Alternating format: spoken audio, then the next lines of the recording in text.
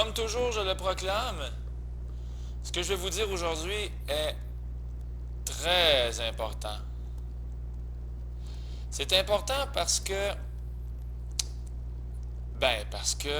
ça va faire appel à la grosse formule. Et savez-vous quoi, la grosse formule, elle va nous accompagner tout au long de l'année. Par surprise, comme ça. Elle va se pointer le bout du nez dans une question alors qu'on ne s'y attendait même pas. Et deuxièmement, bienvenue au rendez-vous des fractions. Il va en avoir tout plein dans cette vidéo-là. Et il va vraiment falloir, je finis par le dire, être un professionnel avec les fractions. La fonction g de x qui est ici, en fait, je devrais dire la fonction g, ben, c'est clairement une droite.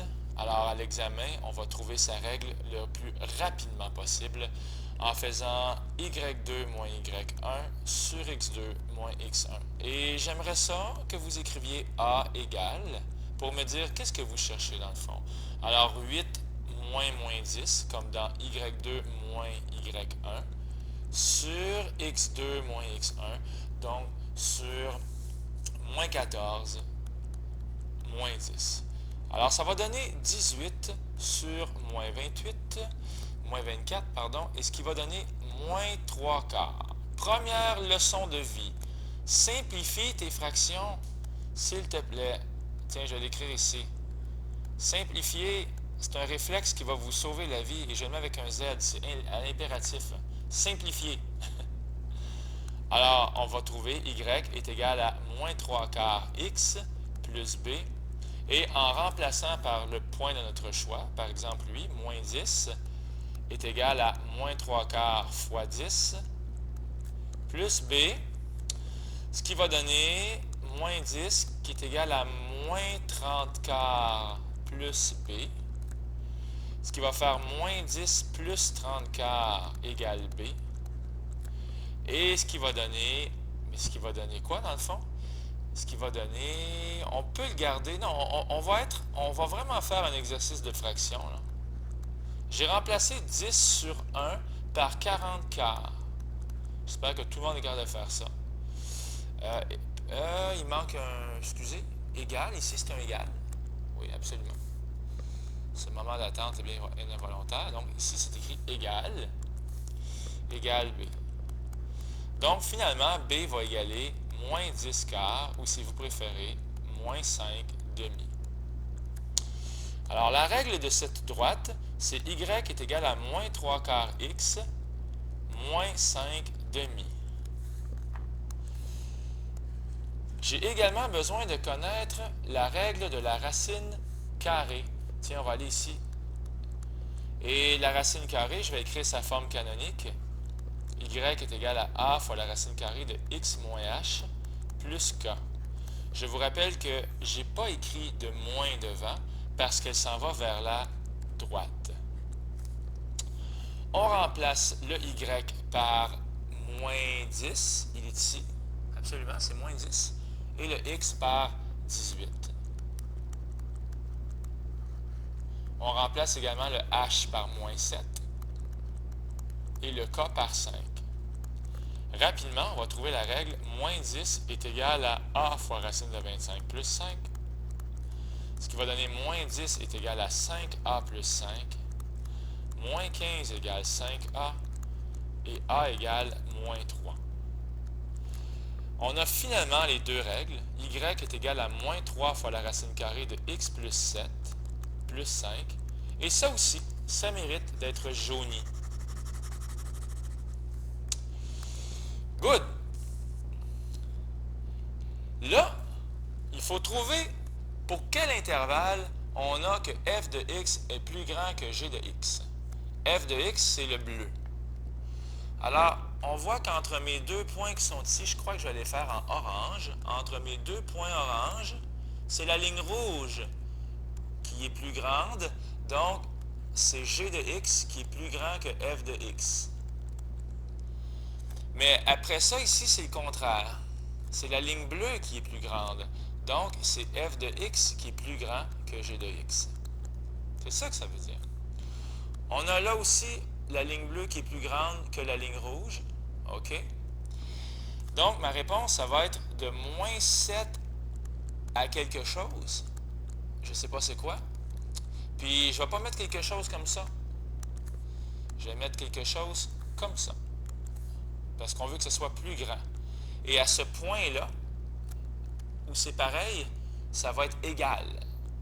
Alors, étant donné que la question, c'est strictement plus grand, ça veut dire que le point qu'on va trouver ici, le fameux x qui est ici, et le fameux x qui est là d'ailleurs, on va appeler x1 et x2, sont les endroits où ça change, mais x1, la réponse qu'on va donner ici, tiens, je vais l'écrire, x1, ça sera avec un crochet dans l'autre sens. OK. Et pourquoi je dis de moins 7 à x1? Parce que l'histoire commence à moins 7. Alors ici, j'ai moins 7. Alors, de moins 7 à x1 et de x2, tiens, union de x2 à l'infini.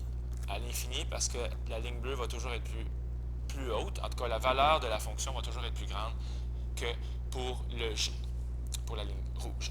Alors, je dois trouver mes points x1 et x2. Et étant donné que j'ai y égale et y égale, bien, il me reste juste à faire la comparaison. Alors, ça va donner moins 3, racine de x plus 7 plus 5 égale moins 3 quarts x moins 5 demi. OK. Alors, on se débarrasse. Il faut que la racine carrée soit isolée. Alors, ça, là, ici, ça doit être isolé complètement. C'est joli en vert, hein? Alors, pour l'isoler, je vais faire moins 5 de chaque côté. Ce qui va donner moins 3, racine de x plus 7, est égal à moins 3 quarts x moins 5 demi. Et au lieu d'écrire moins 5, je vais écrire moins 10 demi. Tiens, on va tout de suite mettre ça sur le même dénominateur. OK? Alors, voilà, c'est fait. Ça va faire moins 15 demi. Moins 3, racine x plus 7. Je veux vous encourager à ne pas frissonner devant les fractions. C'est pas la fin du monde s'il y a des fractions. OK? Alors voilà, moins 15 demi. OK. Là, la racine n'est pas isolée. On pourrait diviser par moins 3 ou on pourrait tout de suite mettre au carré. Et moi, j'ai l'air d'être parti pour le mettre au carré. OK? Si on met au carré, ce n'est pas illégal. Je vais continuer à écrire ici. Je vais essayer de rien effacer parce que c'est vraiment une belle page. Et si je mets au carré, qu'est-ce que je vais mettre au carré? Bien, ici, c'est un fois. Et le carré d'un produit, ça va être le carré de chacun, multiplié ensemble. Donc, moins 3 à la 2 fois la racine carrée de x plus 7 à la 2. Égale. Alors, j'ai mis l'exposant 2 à chacun. La racine n'était pas complètement isolée, mais j'aurais pu diviser par moins 3. Mais si j'avais divisé par moins 3, ici, ça aurait été très laid. Alors, c'est un bonhomme qui n'est pas content. Alors, je vais faire une exception à mon conseil d'isoler la racine et je vous demande donc de faire à la 2, comme j'ai fait ici. De l'autre côté aussi, j'ai un exposant à la 2. Ça fait moins 3 quarts x à la 2. Ça va faire 9 16e x2. Parce que 3 quarts fois 3 quarts, ça fait 9 16e. Et là, je vous rappelle, là, je pense que je vais l'écrire ici, moins 3 quarts x moins 15 demi fois moins 3 quarts x moins 15 demi. Je suis vraiment en train de faire chacune des visites. Ensuite, ça va donner moins 3 fois moins 15, qui va donner plus 45 huitièmes. Alors, je pense que je vais l'écrire ici, plus 45 huitièmes x, comme ça. Et là aussi, ça va donner plus 45 huitièmes x. Et finalement, moins 15 demi fois moins 15 demi, ce qui va donner plus 225 quarts. Bon, ça a l'air épouvantable, mais ce ne l'est pas tant que ça, vous allez voir. je vais être obligé d'effacer, ça me chagrine énormément. Tiens, on va enlever ça ici, on va se faire un peu de place. J'aurais pu prendre une plus grosse efface, hein? Tiens. C'est le fun. C'est extraordinaire. OK. Alors, on est parti. On continue. Moins 3 à la 2, ça va faire 9. Et racine et à la 2, il va rester x plus 7. Donc, 9 fois x plus 7 égale 9x2 sur 16. 45 plus 45, ça fait 90 huitièmes. Et 225 sur 4, ben, j'ai l'impression que ça ne simplifie pas. Donc, 225 sur 4. OK. Y a-t-il des choses qui se simplifient là-dedans? 90 huitièmes, oui, ça se simplifie. On pourrait écrire à la place de 90 huitièmes, on pourrait écrire 45 quarts. N'ayez pas peur de simplifier. En faisant nos petites visites, ça va faire 9x plus 63 égale 9 16e x2 plus 45x sur 4 plus 225 quarts. Là, le but, c'est d'aller chercher la grosse formule qui est ici. Toi, là. Mais pour avoir la grosse formule, il faut avoir un égal 0. OK? Et surtout, pas de fraction. Pas de fraction, s'il vous plaît, dans la grosse formule. Ça va être épouvantable. Et là, j'ai des fractions 16, 4 et 4. Je me souviens qu'au tout début de l'année, je vous avais donné un très bon truc, c'est de se débarrasser des fractions en multipliant par 16. Par 16. Et chaque terme, je vais les multiplier par 16. Si tu ne le fais pas, tu te magasines des ennuis. Alors là, c'est parti. Ça va faire 9 fois 16, ce qui va donner 144x.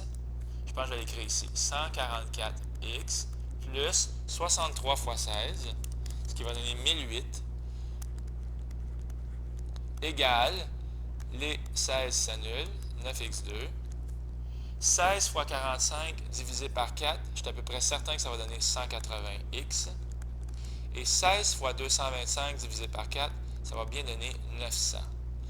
Alors, on amène tous les termes du même côté. Il faut avoir un fameux égal 0, ce qui va donner 9x2 plus 180 moins 144, 36x.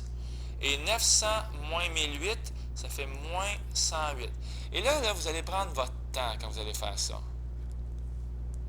Vous savez, c'est pas compliqué, hein? On a trouvé les règles, on les a comparées, on a isolé la racine, puis on est allé vers la grosse formule. C'est exactement ce que je viens de faire en étant un petit peu doué avec les fractions. Avant de faire la grosse formule, on peut même voir, est-ce qu'il y a des choses qu'on pourrait faire? Est-ce qu'on pourrait, par exemple, simplifier notre A, notre B et notre C? Peut-être que si je divisais par 9, ça serait excellent, ça. Là, ça va fonctionner. Ça va donner 0 est égal à x2 plus 4x moins 108 divisé par 9, ça fait 12. Ouais. Et là, on est vraiment proche. Hein? 0 est égal à x2 moins 4x moins 12. Alors, c'est l'heure de la grosse formule.